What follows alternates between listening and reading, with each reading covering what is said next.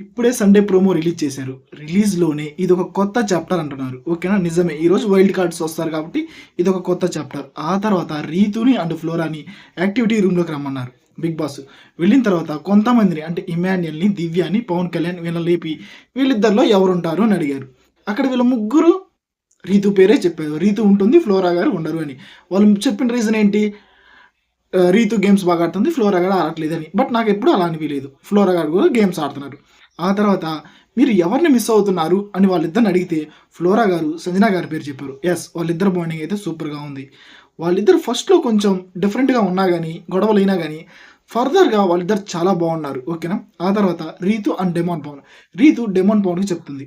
నేను నిన్ను ఎప్పటికీ మర్చిపోలేను బయటికి వెళ్ళిన తర్వాత కూడా అంటుంది. బట్ అదేమీ ఉండదు. బయటికి వెళ్ళిన తర్వాత ఆల్మోస్ట్ వాళ్ళు మర్చిపోతారు. మనం ఎన్నో లవ్ ట్రాక్స్ చూసాం. ఇది ఒక లవ్ ట్రాక్. బయటికి వెళ్ళినాక మర్చిపోతారు. బట్ మెయిన్ కారణం ఏంటంటే రీతు ఎలిమినేట్ అవ్వలేదు. ఆశా శేని గారు ఎలిమినేట్ అయిపోయారు. ఇది ప్రోమోలో ఉన్న ముచ్చట. ఓకేనా? సబ్స్క్రైబ్ చేసుకోండి.